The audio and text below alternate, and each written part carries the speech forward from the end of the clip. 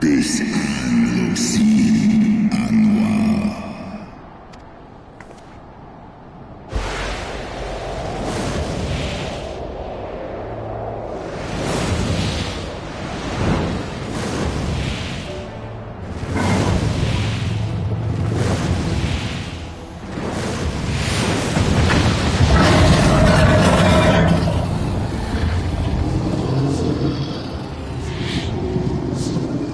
Svelga.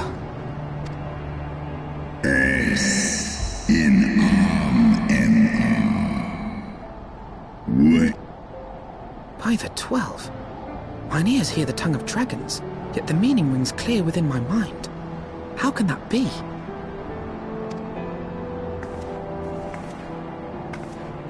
Svelga, do you not remember me? 'Twas I whom you found in Dravania. I who glimpsed the truth.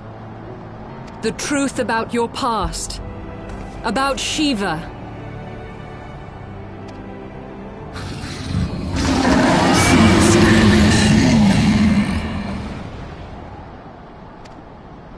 But speak it I must.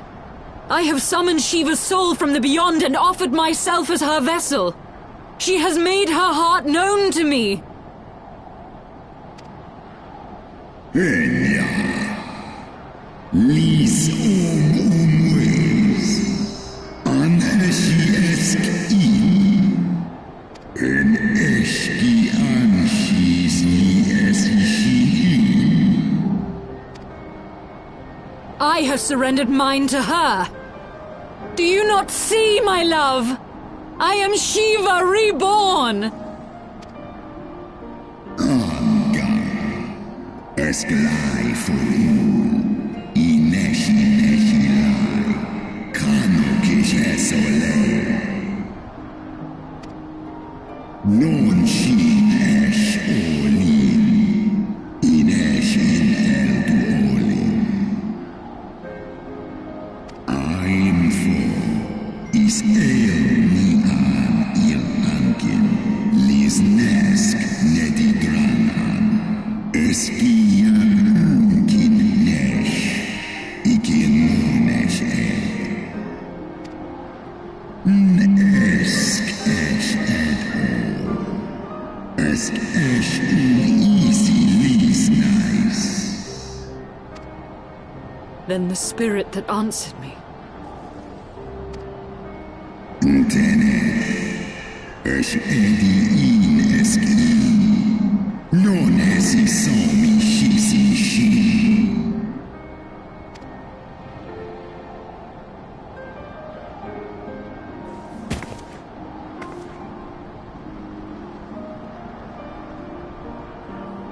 Be that as it may, Lord Svelga, Izel's desire to heal the rift between man and dragon is real, and it has borne us this far.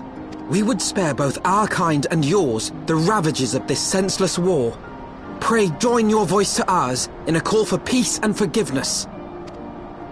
Ten I el garin, kako esehin. Slosk star nishiste, stosk in, asai nosk.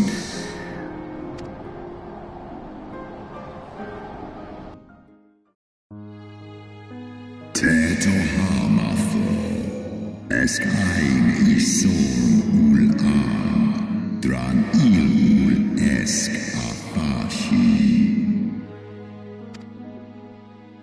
Fia ein kinu, losken stari strari dran, lar hesne schnell.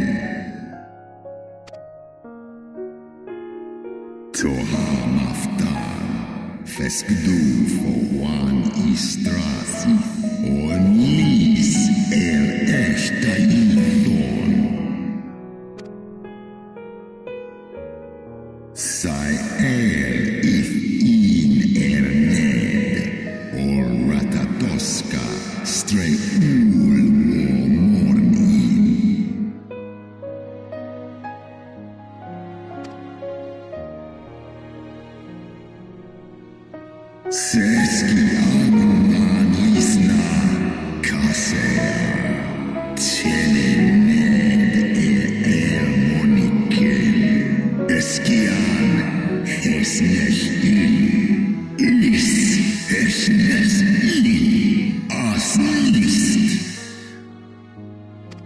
Is lufta sif stra an tu il. Kish an esh elna.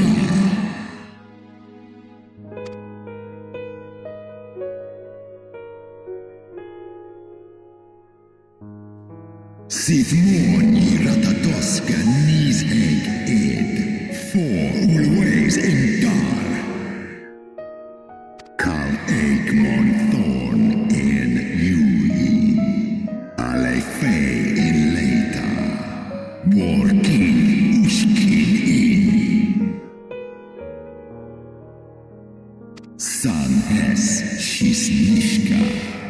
Stadrana mohi. Snodoan kin. Ulteda maaz mornish.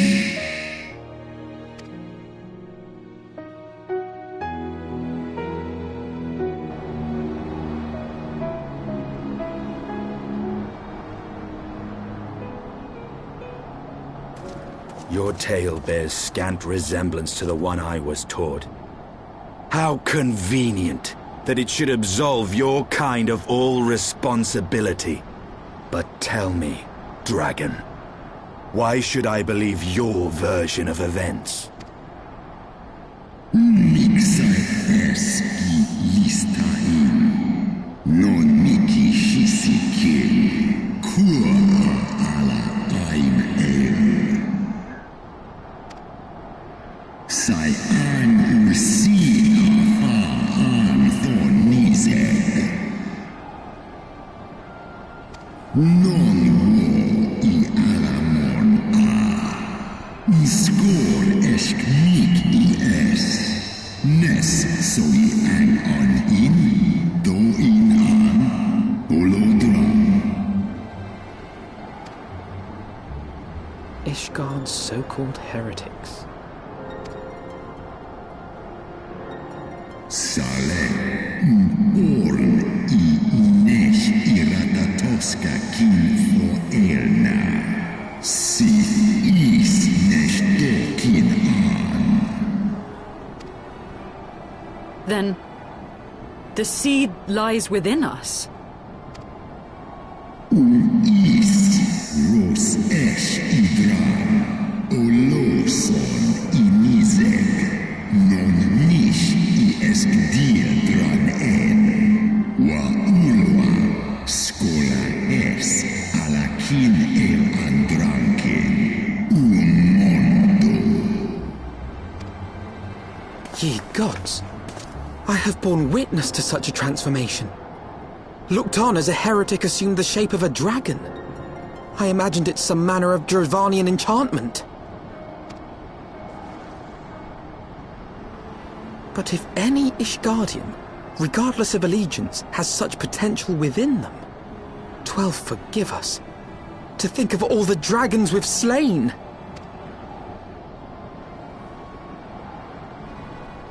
War ulmon ala an as drao. Kawol smain kol su thrahal seskmoni. Se ang in kinis heg.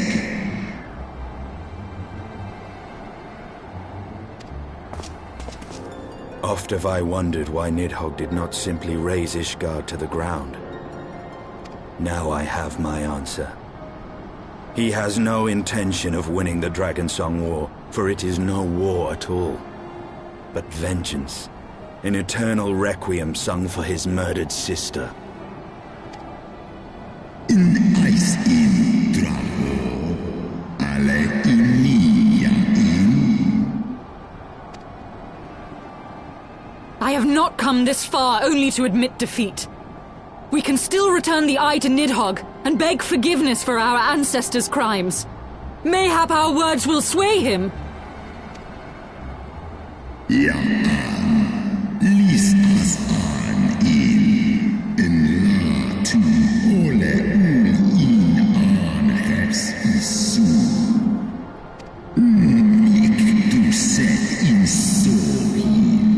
Nosta no lis as dui for in.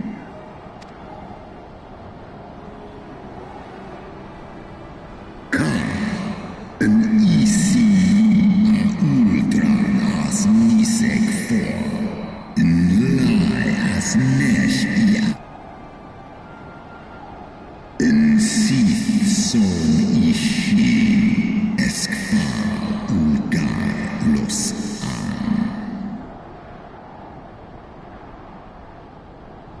Snosk for nom an lis Skorn ilens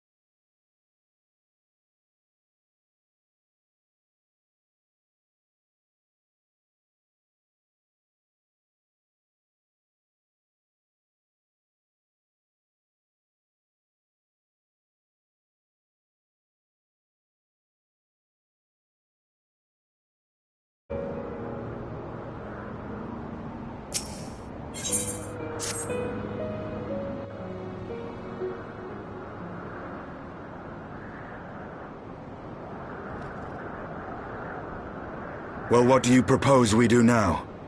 I, for one, am intent on continuing to the east. What is there to be found in the east? Nidhogg's lair, the Eyrie, is said to lie in that direction. And the eye tells me he is near. You cannot still mean to slay him. You cannot still mean to stop me. I have been true to my word, and aided you in this fool's errand with Hraesvelgr. But your efforts at parley have come to naught, Lady Iceheart. I would see Ishgard saved, and for that, Nidhogg must die. With the tale of our ancestors' vile betrayal yet ringing in your ears, you speak of continuing this war? Nay, lady. I would but pierce its vengeful heart. When Nidhogg dies, this war shall die with him. A moment, Estinian. You yourself spoke of the Great Worm's strength, that you believed him powerful enough to raise your city to the ground. How then are we few to challenge him? Even behind the stout walls of Ishgard, with an army of knights manning the defenses, our victory would be hard won. Yet you propose to contend with the beast in his own lair. In close combat, this will afford us an advantage. And with two Azure Dragoons working in unison, who can say what might be possible? But such speculation is meaningless if we cannot even find the worm. Our first task must be to seek out Nidhogg's lair. The story of this nation grows bloodier by the moment. Must death always be answered with more of the same? Such is the way of things, I fear. I shall consider it a miracle if mine armor is not stained crimson ere this conflict is ended.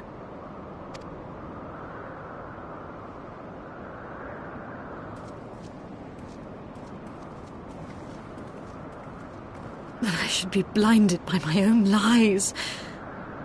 Everything I believed, everything I thought I was, gone. All gone. Leave her. Your words will not reach her now. And we have not the time to wait for her to gather up the pieces of her shattered faith.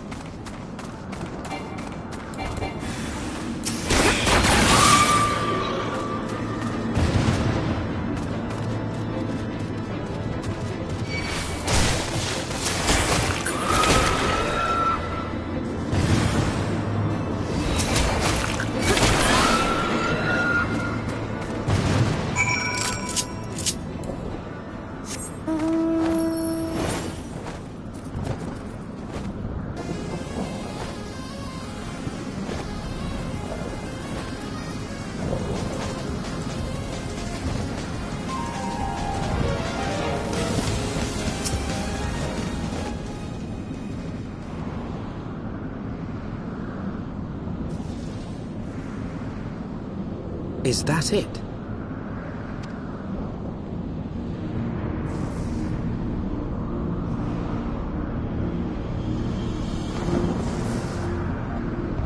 Aye, that would be the Eyrie. I feel Nidhogg's presence through the eye, his caustic hatred gnawing at my soul. 'Twould seem the death of his consort has put him on guard. Mark how he wards his lair with tempestuous winds. A similar barrier once barred our entrance to the Primal Garuda's domain, until we discovered the means by which it could be penetrated.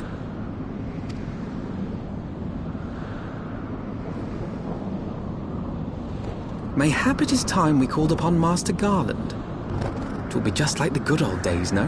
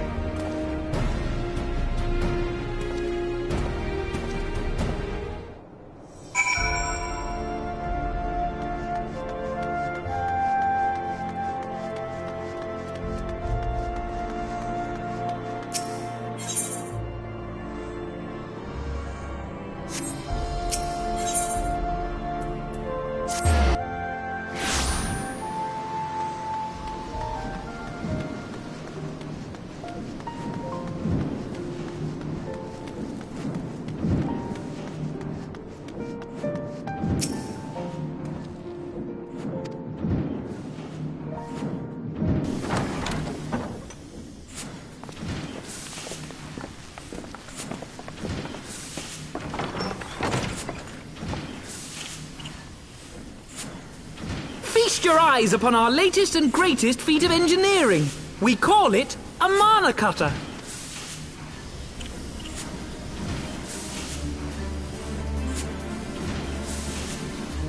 After you put down Gaius, Wedge and me struck out on our own for a bit, and started work on the successor to the tiny Bronco. Impressive little thing, isn't she? My talent for ship design has plainly rubbed off on them.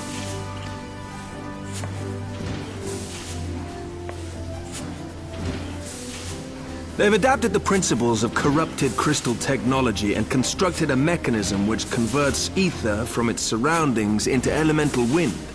Said wind is then harnessed by the specially engineered sails, providing the craft with propulsion and lift. All in all, a most elegant solution.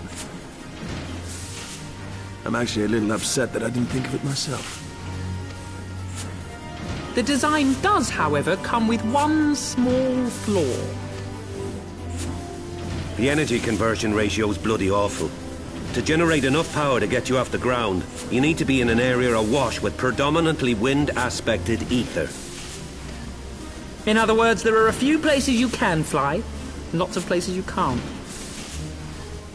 The new Ishgardian airship hasn't left the boys much time for tinkering, meaning it may be a while before this particular project takes off. If...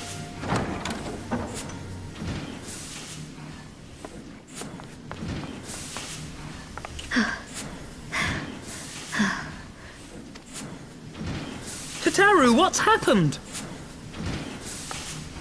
I've been looking all over for you. There's been word from Aldar. It's about Her Grace, the Sultana.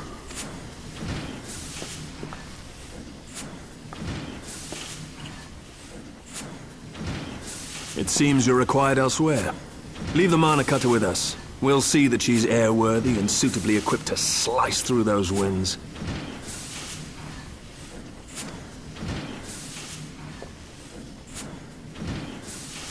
You, meanwhile, should concentrate on providing Raoban and the Sultana whatever help they need.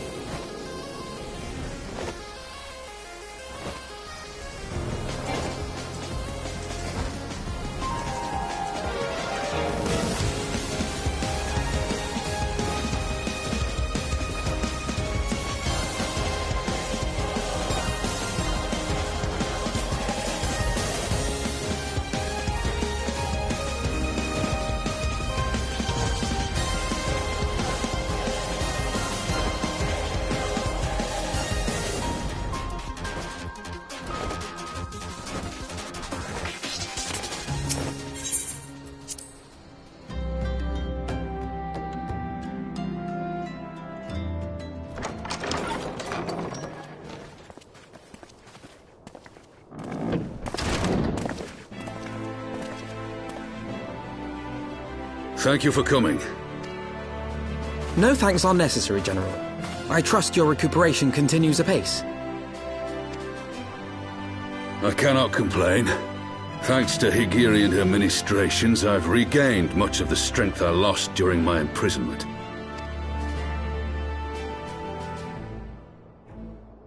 I gather you have made progress in the search for Her Grace. Aye, some good fortune at last. A few days past, Dulala informed us that a sizable shipment of alchemical supplies had been delivered to the palace.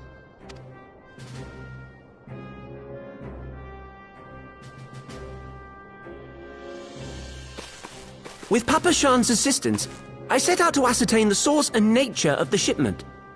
My inquiries led me to Frondale's frontistery. There, I learned that an order had been placed for a curious substance designed to sustain patients trapped in death-like slumber. An invention of the former head alchemist, apparently. A death-like slumber? This cannot be a coincidence. It lends some weight to Dulala's claims, aye. Her Grace is likely somewhere within the palace, abed but alive. Before making any attempt to extricate the Sultana, however, it seemed prudent to learn what manner of substance was used to induce her torpor. To that end, I made inquiries as to the whereabouts of the one most like to have administered it. The lady-in-waiting, Meriel. We sent for you as soon as we learned of her location. All that remains is to apprehend the woman.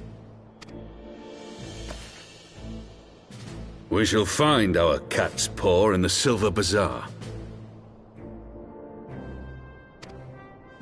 But we must tread carefully. The market is not the bustling place it once was, and someone is sure to mark our coming. Should they inform the monetarists, we'll have a fight on our hands. We must be prepared for the worst, and being short an arm, I thought it wise to take another in its stead. What say you, Warrior of Light? Will you lend me yours? Then I pity the bastard that stands in our way. Come, my friends, for Nanamo, and for Ul'dah!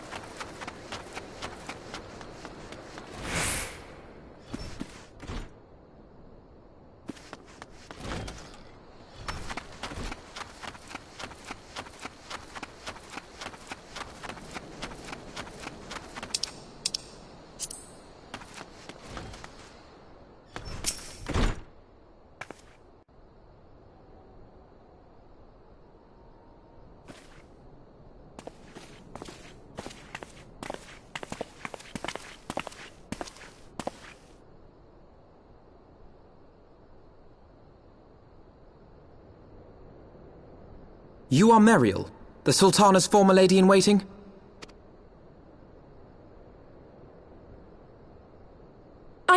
one of that name. Pray excuse me.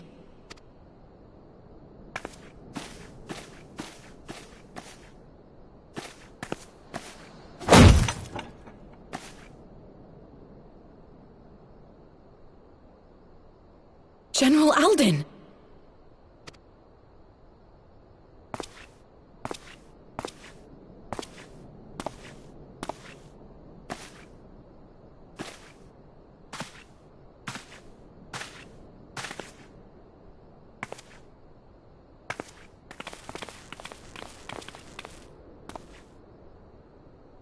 We will have the truth from you, girl.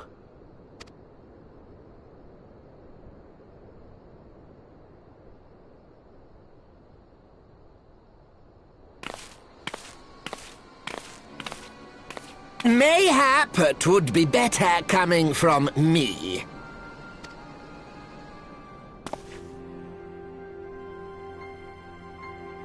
Lonorito, you'd best talk fast. As you know, Teleji Adeleji's Cartano reclamation bill was no more than a facade, a means to get his grubby little hands on that Allagan monstrosity Omega. When he learned of Nanamo's intention to abdicate, however, he was forced to amend his plans. Suddenly, assassination seemed the most promising way to further his ambitions.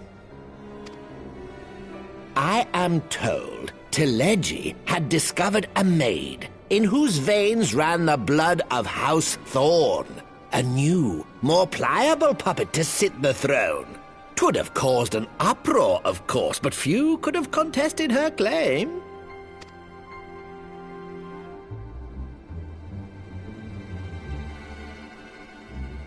'Twas plain that Teleji's wild machinations had outgrown our ability to control them. So I decided to usurp his scheme and left the fool to seal his own demise. And what of Nanamo? Oh, I have no desire to harm her grace. 'Twould profit me little to destabilize our government. Thus did I employ young Mariel here to administer a potent sleeping potion in place of a poison.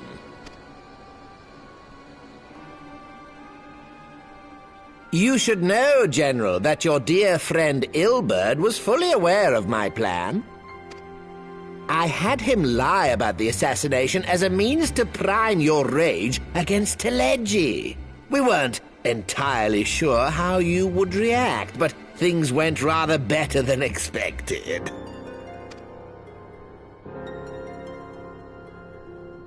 You conniving little worm! You had your claws in the Crystal Braves before their first recruit had sworn to serve! But of course, when a new game begins, 'tis only prudent to have a piece on the board. Ilberd was mine. Truth be told, a significant proportion of the Braves' initial endowment was also mine. With such large sums moving about, 'twas a rather trifling matter to disguise my own contribution.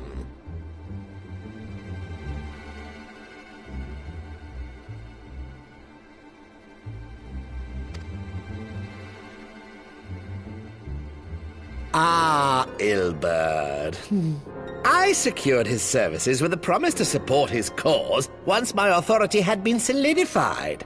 I swear, the man thinks of naught but prizing Alamigo from the grasp of the Empire. Unlike you, General, the poor fellow seems quite unable to forsake the land of his forefathers. Mayhap that's why he called you a traitor to your people and a disgrace to your homeland, amongst other things. What was it he always compared you to? Oh, yes, an overgrown lapdog begging for scraps at the Sultana's table. Oh, how we laughed. Alas, Ilberd's entertaining little outbursts eventually gave way to wearisome tirades, and the zealous brute became rather unruly. I had no wish to see you executed, you understand, but he would not take no for an answer. Rest assured, his employment with me has long since ended. Which brings us neatly to the present. What say you, General? Both you and the Sultana are alive. We have one corpse and one fugitive, and preparations have been made to restore your good name. Shall we cry quits and start again with a blank ledger? The hells we will! Do you honestly expect me to forgive and forget? After all you've done? You're guilty of high treason! Stay your blade, Master Alden. You yourself are not innocent. Or have you forgotten your own crime in executing Teleggi Adeleggi without trial? Though you acted out of loyalty to the Sultana, such deeds are in violation of both the word and spirit of the law.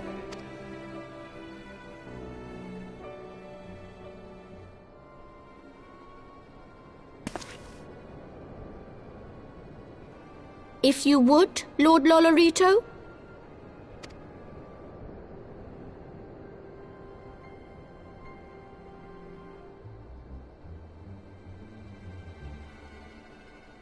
This potion will wake the Sultana from her slumber. Consider it a gesture of conciliation. You will find Her Grace resting comfortably within her private chambers. Should you doubt my word, I shall willingly accompany you to the palace as your hostage.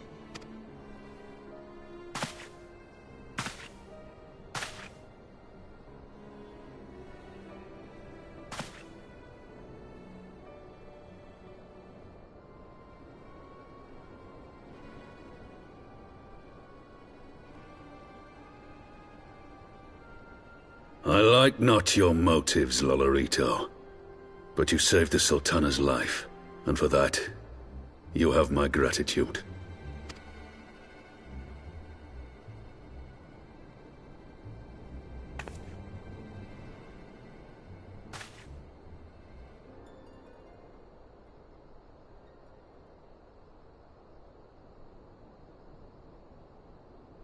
Rauban Aldin, you are hereby reinstated as General of the Immortal Flames.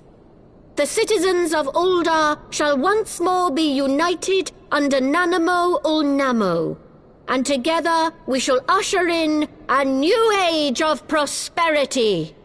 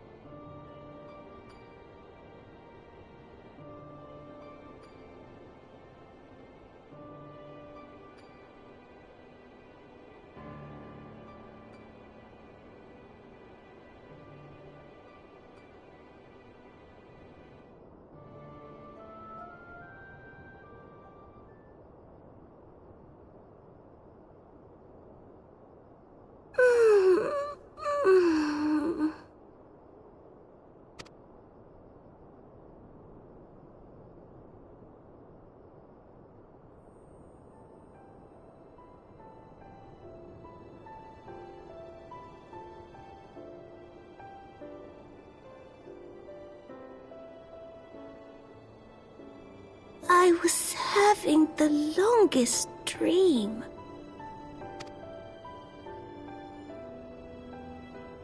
"'Tis time to wake up, Your Grace.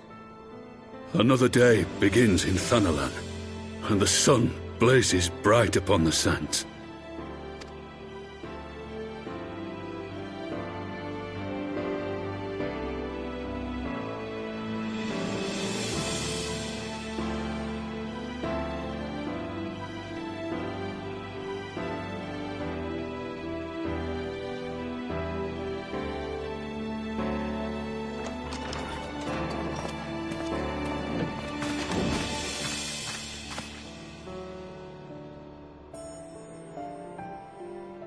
Her Grace is awoken. The palace physician assures me she is none the worse for her slumber.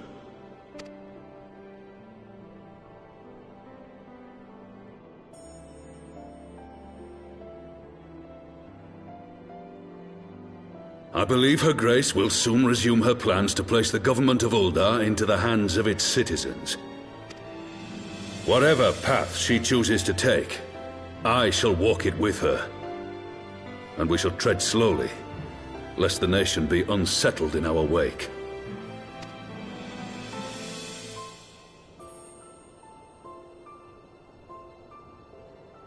Her Grace's compassion is a shining beacon to us all. But what our city truly thrives upon is competition. 'Tis in the struggle against our rivals that opportunities are seized and fortunes made. And with the Empire on the offensive once more, now would hardly seem the time to turn our system of government upon its head. Are you privy to new intelligence, my lord?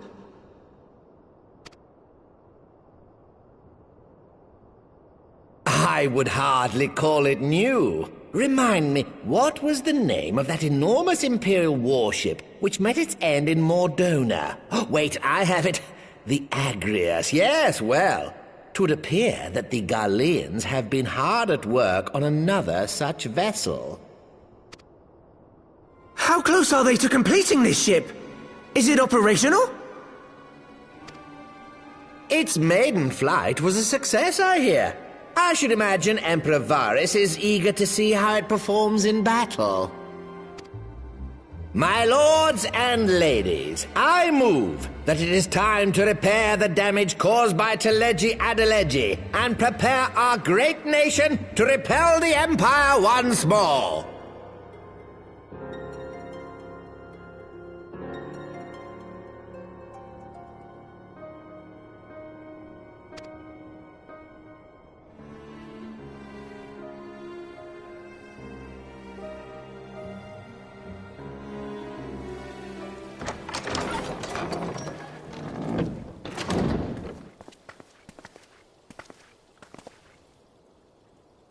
"'Tis well that the Sultana has awoken.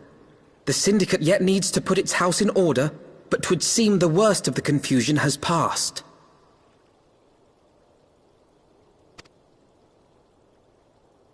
Uldar has taken control of its future, and I must do the same.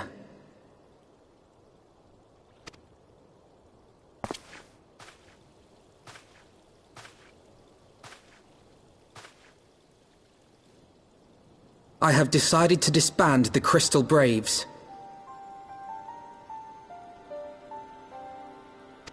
Among the recruits, there were those who supported our Order's goals and convictions with all sincerity. 'Tis my hope that these loyal men and women will choose to remain our allies in the battles to come.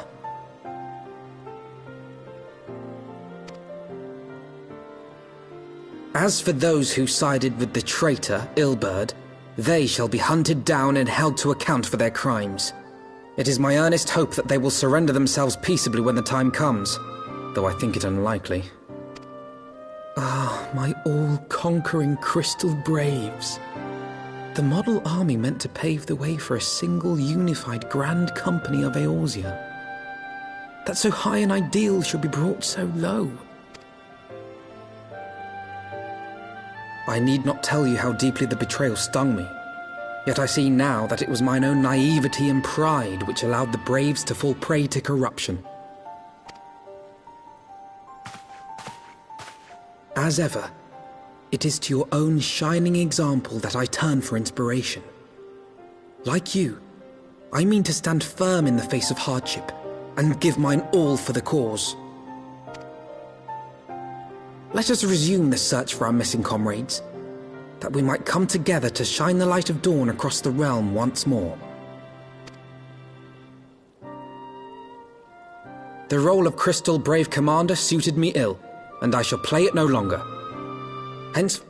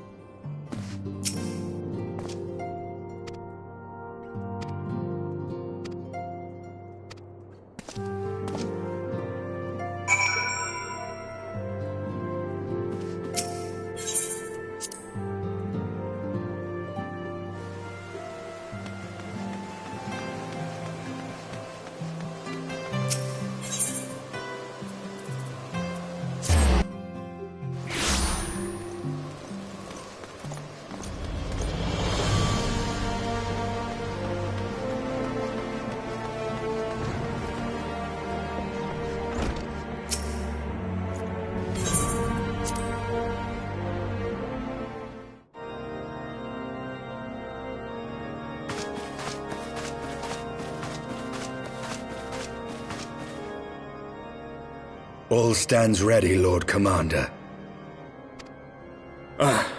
The moment has come then.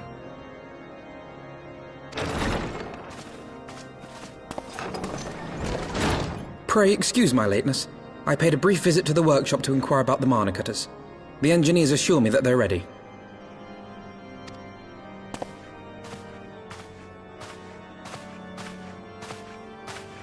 The area is now but a short flight away. Yet what a long and winding path we took to reach this point. Were it not for Master Alphino's proposal, we never would have attempted to parley with the dragons. Though our negotiations yielded little, our expedition with Lady Isar taught us much.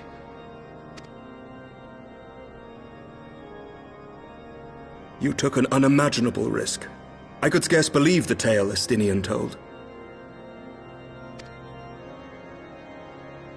Aye. 'Tis true that many of our countrymen would sooner die than join hands with the heretic's mistress. But 'twas through that most unlikely of alliances that we came to speak with Hraesvelgr. A conversation that went rather poorly, as I recall. In this instance, the journey was more important than the destination. Had we not slain Nidhogg's consort, Tiaman, and put the Great Worm on his guard, the Dravanians would have arrived at Ishgard's walls long ago. Aye, that they would. Full grateful am I for every hour of respite your actions have afforded us. Thanks to you, our defenses are much improved. 'Tis but a pity they won't be enough.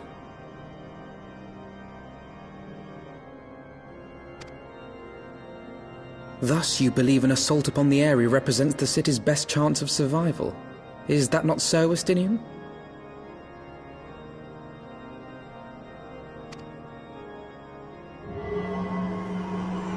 I am under no illusions. Nidhogg's might is legendary. But with his eye in my possession, I can stifle his strength at the source.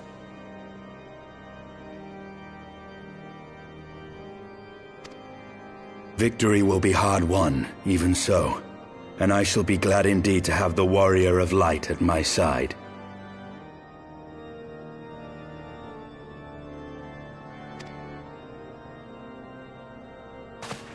You shall have my blade as well. There are more of these mana cutters to be had, yes? Lord Commander, no! How can I, a proud knight of Ishgard, stand by and do naught while an outsider risks life and limb for our homeland? I swore an oath to protect this city. Pray leave the slaying of dragons to dragoons, Sir Knight. Your duty to command the city's defense is no less vital. Should we fail, and Nidhogg slip through our grasp, who then will hold the walls against him? Will you leave Ishgard in the hands of the Holy Sea's zealots? There are others. Who but you has the authority and the standing to orchestrate a city-wide defense? I do not, and neither does the Warrior of Light. That is why it is our place to fight, and yours to remain here, Lord Commander.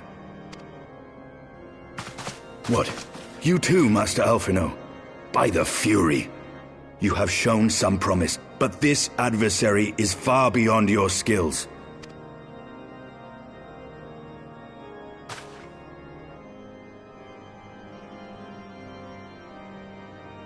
Your candor is appreciated, Sir Dragoon. I shall remain then and cheer you from afar. Well, my friend, would seem I have discouraged the last of the volunteers, and claimed the task as ours alone. But if any alive can best this worm, 'tis surely we too.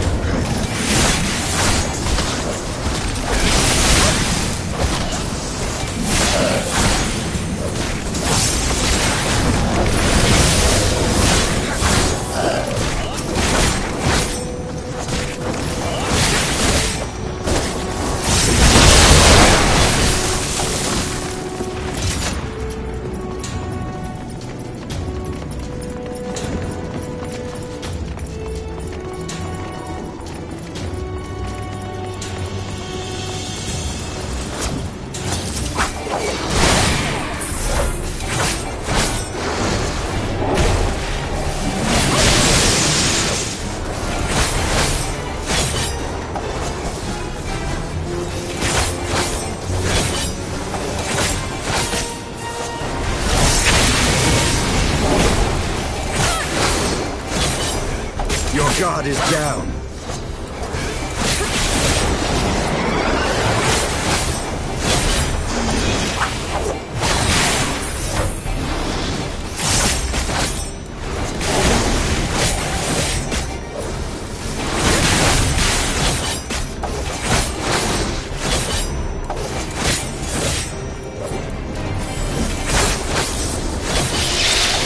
No. Know your folly.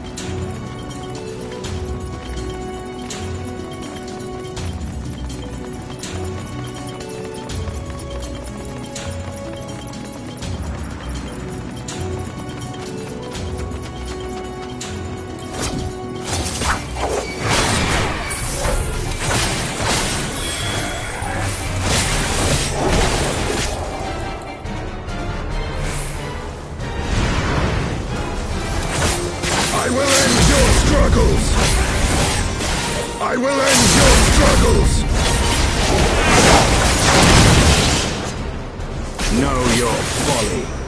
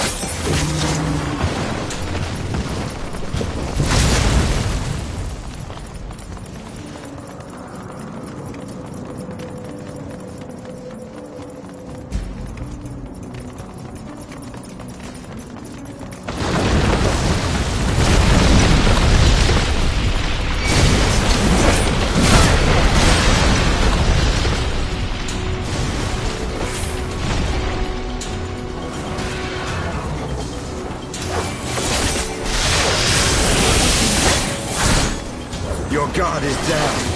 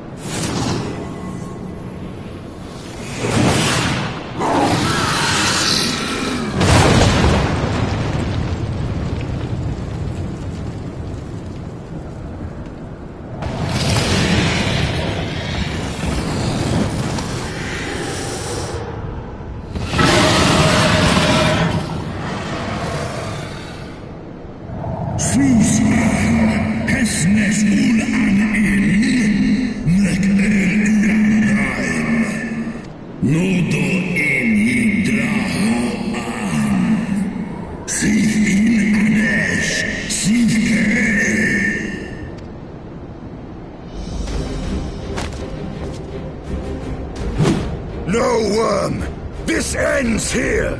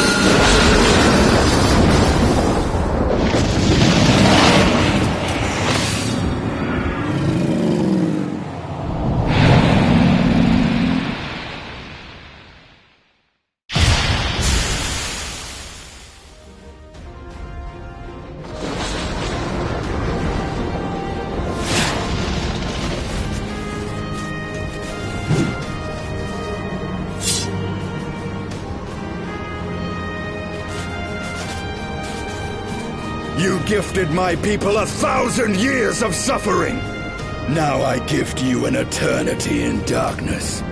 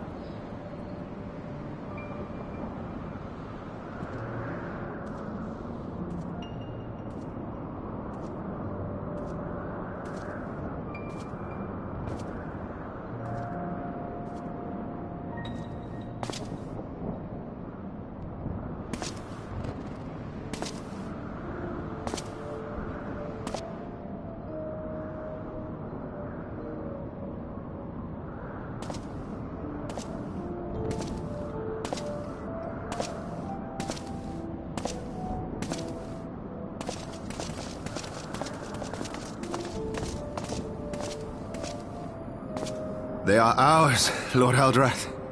The eyes of Nidhogg.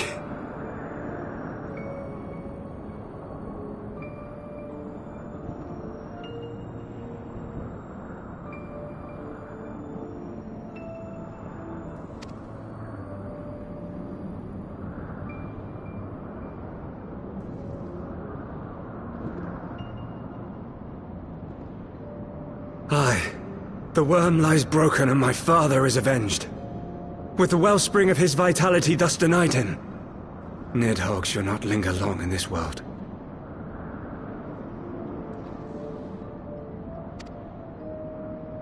But behold the terrible price we have paid. My sire is dead. So many brother knights slain.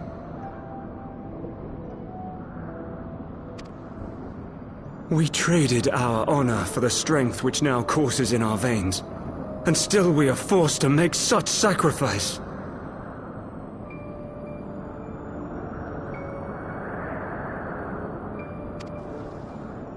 But not in vain, my lord. Hraesvelgr is the only great worm left in Dravania, and he dares not leave his lair. With Nidhogg's eyes in your possession, who now can challenge the might of Ishgard, ascend the throne, and take your rightful place as the ruler of our people?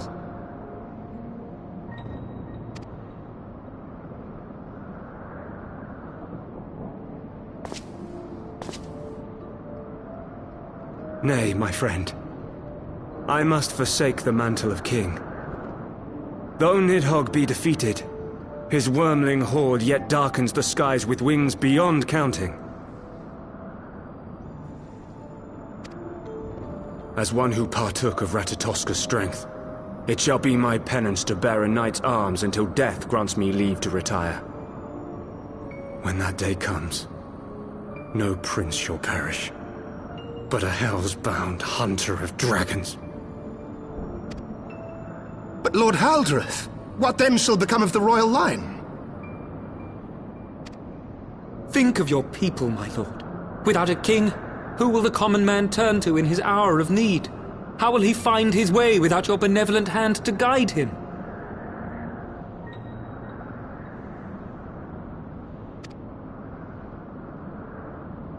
I thank you, Sir Flavian and Sir Silvertrill, for dispelling my remaining doubts. With men of such wisdom and compassion in service to the realm, 'tis plain that Ishgard has no need of a king.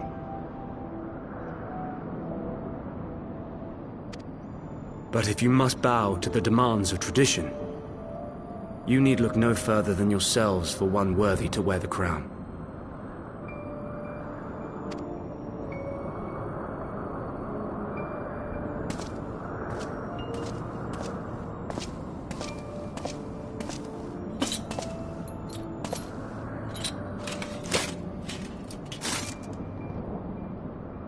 Fare thee well, my brother knights, my loyal friends.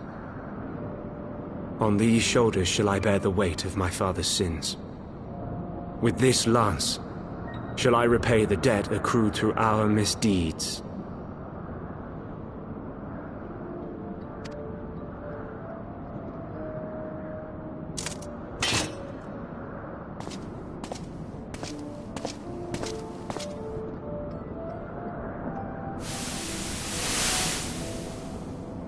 What cruel jest has fate played upon us? Have we seized this desperate victory only to lose a king?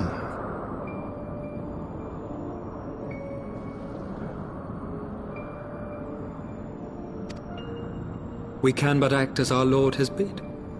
We few who remain must divide between us the rulership of Ishgard and her people.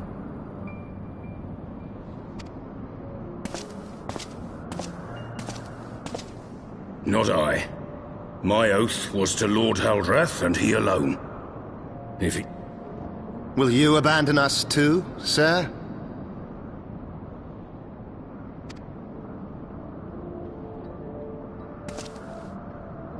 I would wash my hands of blood and betrayal, and take up an honest trade.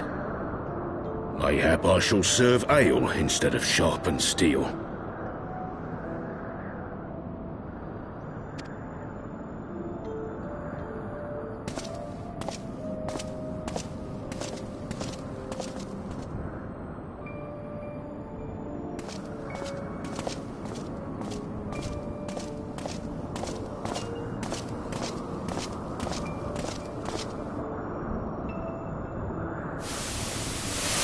We four, then. Forton, Heilenart, Dyrendare, and Zemail.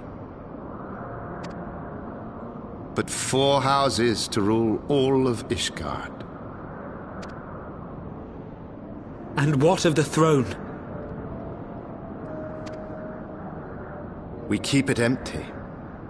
Until the day a king rises once more, we must assume the role of stewards. We shall shape our nation anew with a history of our own making, and let the truth of this dark day die here.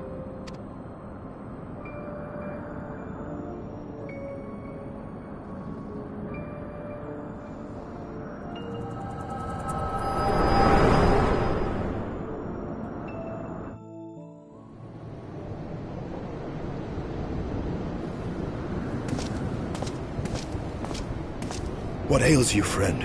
Are you wounded?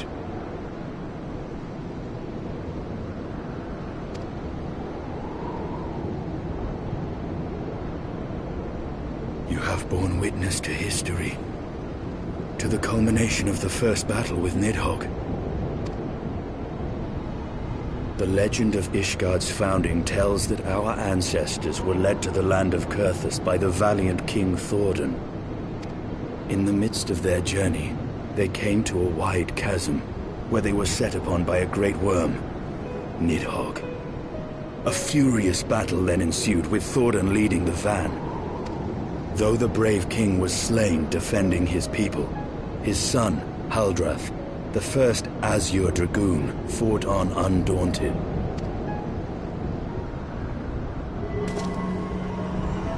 And with a mighty thrust of his lance, he gouged out Nidhogg's eye, forcing the wicked creature into retreat.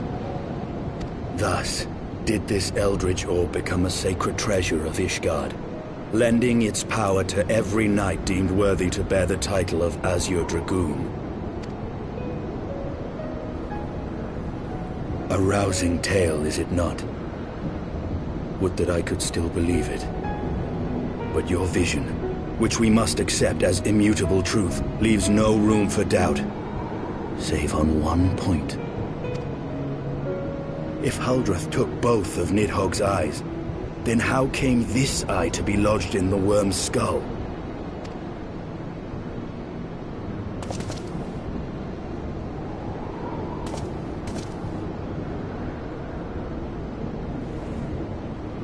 Beneath every answer we unearth, another question lies buried.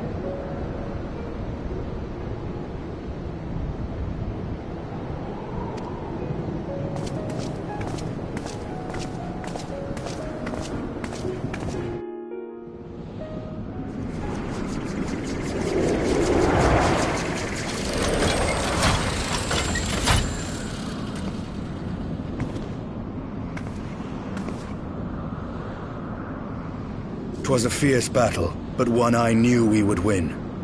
Your fame is well deserved, warrior of light. Full proud am I to have fought at your side.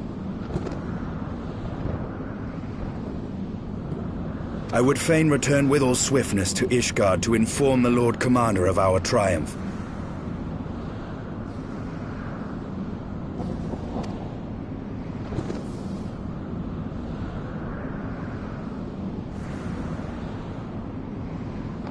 But we must first have words with Hraesvelgr. There are parts of this tale that the worm has kept from us, and I would know wherefore.